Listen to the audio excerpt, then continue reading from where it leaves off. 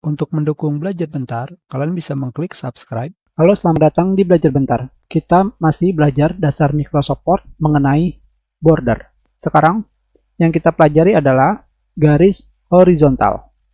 Yang ini tentunya digunakan untuk membuat garis horizontal yang melintasi seluruh halaman, sel, dan juga kolom.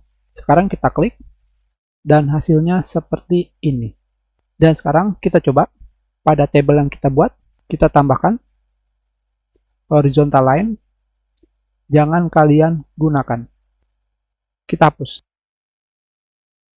Tentunya ini adalah cara termudah jika kalian ingin membuat garis horizontal atau garis lurus dari kiri ke kanan.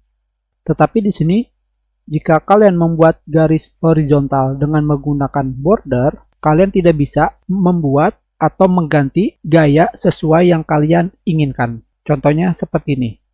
Kalian klik kanan pada mouse dan kalian pilih border and shading. Di sini kita pergi ke style dan kalian biasanya akan membuat garis horizontal atau lurus seperti ini. Dan sekarang kita klik OK.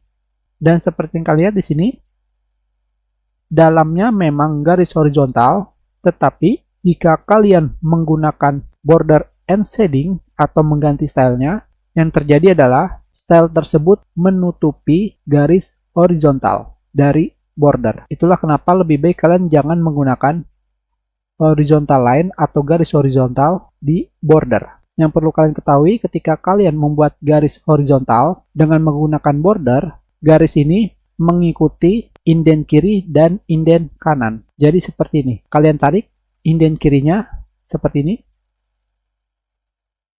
dan indent kanan seperti ini. Jadi lebih baik jika kalian ingin membuat garis horizontal, kalian gunakan garis biasa yang terdapat pada insert, shape, line atau garis.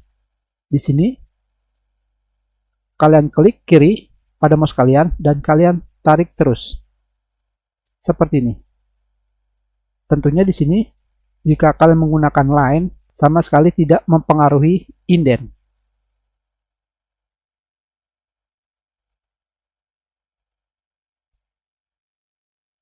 Hanya saja di sini, garisnya sama sekali tidak lurus.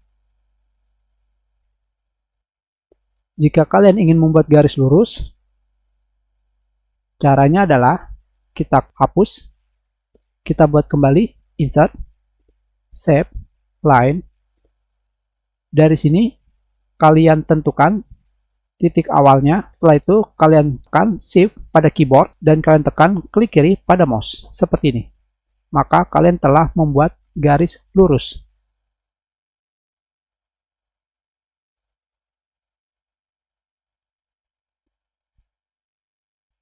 Seperti ini. Dan tentunya di sini kalian bisa memilih shape outline, wake, more line,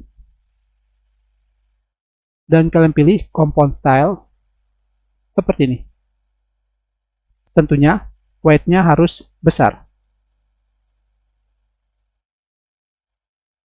Bagaimana? Sama bukan?